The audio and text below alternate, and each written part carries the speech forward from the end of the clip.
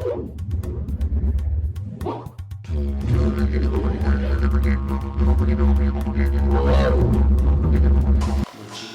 the Edge. Einstein said, imagination is more important than knowledge. It is imagination that makes magic so interesting to me. But sometimes I find it necessary to go outside the scope of the realm of magic and magicians I know and talk to an artist of a different medium and get inspiration from a completely different angle. My friend Pirjo. This bronze piece called Balancing Act, it was in my shop, and when I showed that to people, when they start talking about it, they didn't realize that they were talking about their relationships.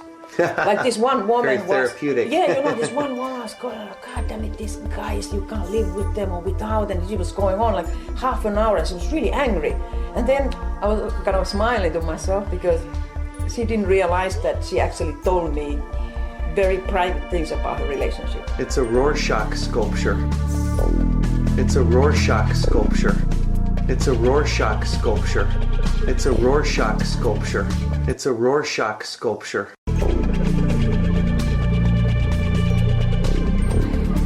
Yeah. Yeah. And somebody else would say that, like they are falling apart, there is a crack in the middle. Some people say they are coming back together. And it's like they went on and on. And I thought, wow, how can they say so many things about this piece that I had very set idea why I made it. And I thought it was very, very simple. But none of these people really went for that. They went for their own experiences through their own eyes. So that was kind of fun. They went for their own experiences through their own eyes. So that was, they went for their own experiences through their own eyes. So that was.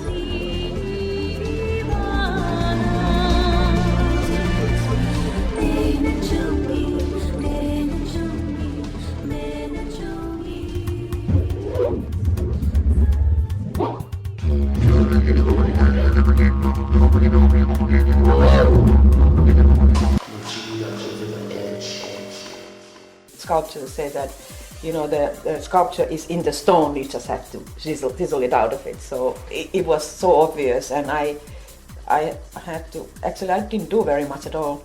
I just painted it and the leaves, turned them into either the top part or bottom part, and it was right there.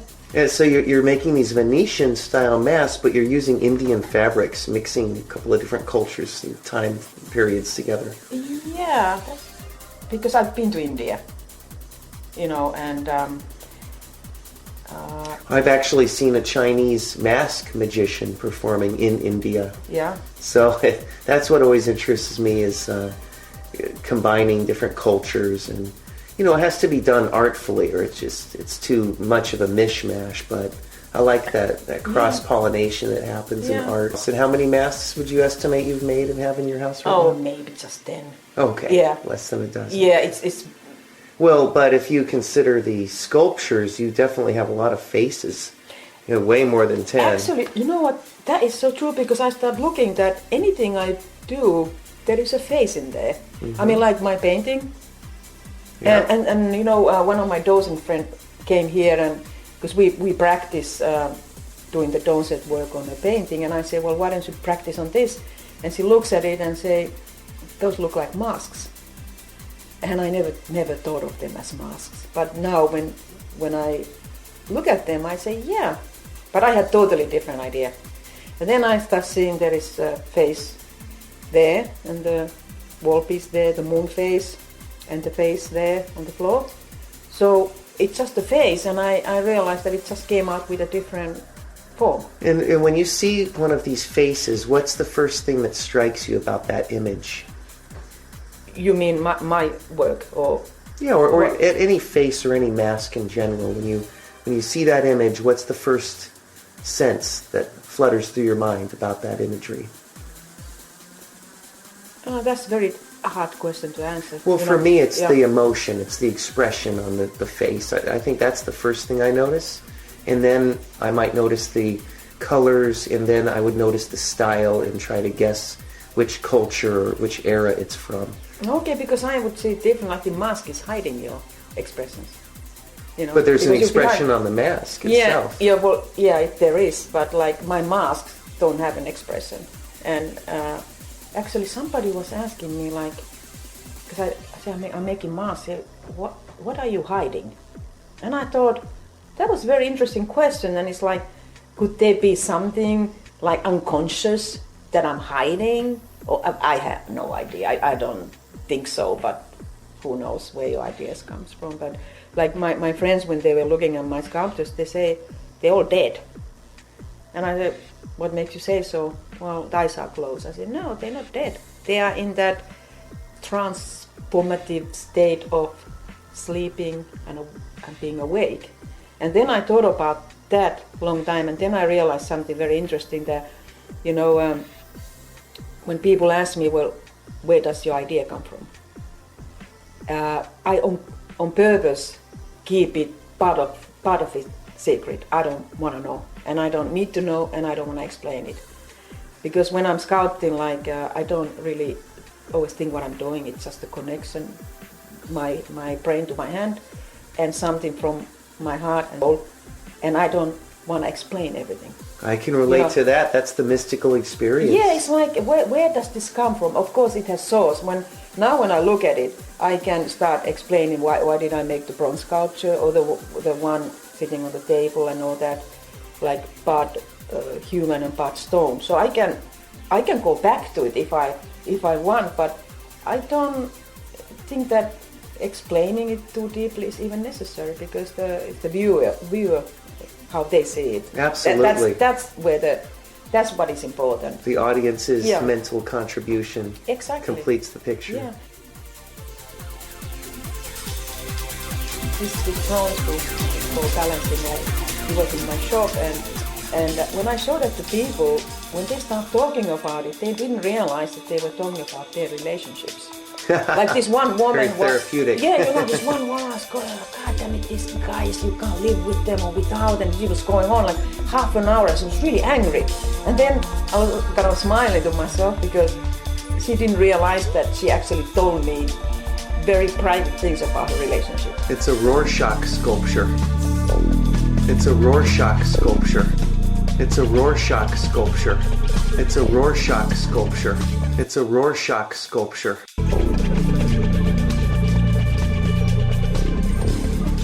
Yeah.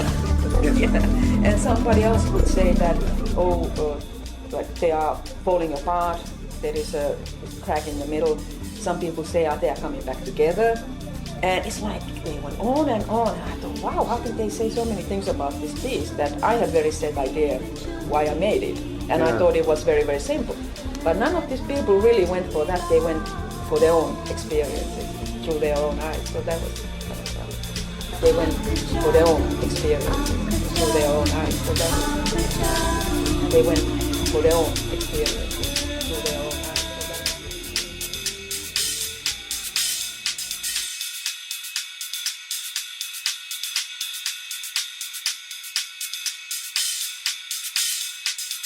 Now, you've seen my magic shows for years. We've known each other 20 years or so. Almost, yeah. Almost. Yeah, so you saw some of my earlier works.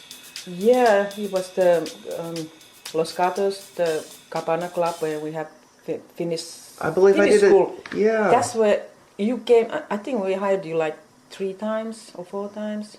Yeah, and that was way before I started working with Chinese Mass. What did you think about that first performance at Chinese Mass? What do you recollect about it?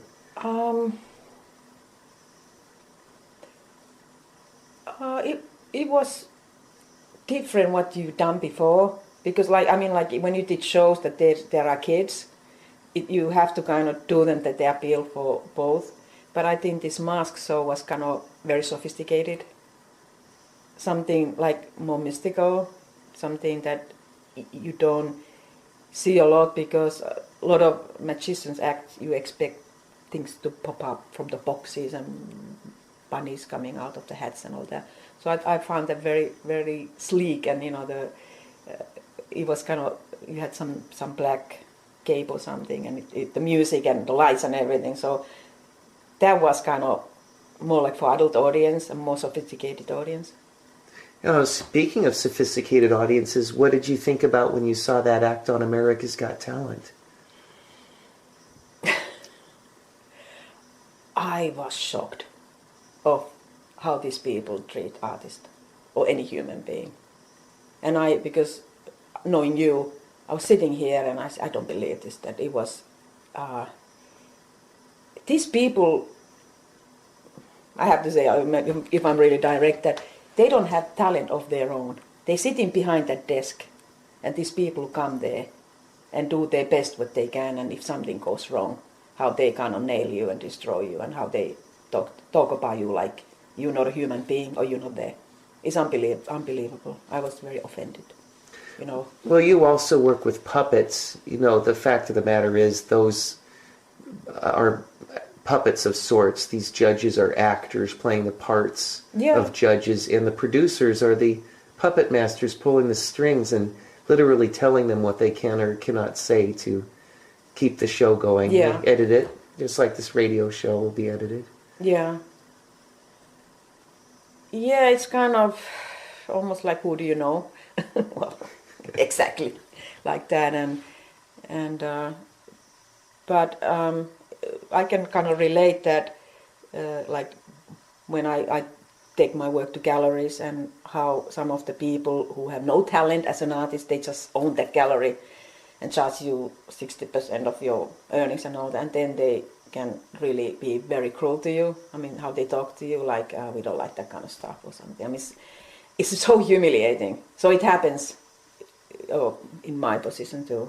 I think all artists have to go through these types of experiences. Yeah, till you kind of toughen yourself up, and it's kind of okay. I mean, I became extremely proud, and like, you don't have to. You just look at me funny. I'm out of the door. I'm not gonna. I don't need to have my work here. So But when you're young, you can be really hurt very badly by people's comments, and you know. And then it doesn't help when people say don't take it personally. Well, of course I take it personally. I'm a person. Well, when you're an artist and it's a reflection of your own sensibilities, you're selling yourself is the product. Yeah. It is difficult to. Yeah, if somebody said that your work sucks, I don't like your work, I take it directly that they don't like me, which it's nothing to do with it, but that's how we take it, and it's very hard to separate it, you know, when people critique, and there's a way of saying you don't have to like say that your work is really bad or is badly done. You don't have to say anything. If you can't say something nice, don't say nothing at all. So, but I'd done this so long, and I thought I got thicker skin, but now people can still hurt me by saying something really thoughtless, you know, about my work. So artists are also sensitive. That's part of how we create our art. So exactly. That's why we artists, you know. Part of the price we pay. Yeah. But look what we're able to give to culture. What would any civilization be without its art and artists? Isn't it funny, you know, when we talked about it, that how important job we have and task being an artist and what we bring here, because like if we removed all the art, I mean, what would be here? I mean, what would this be about?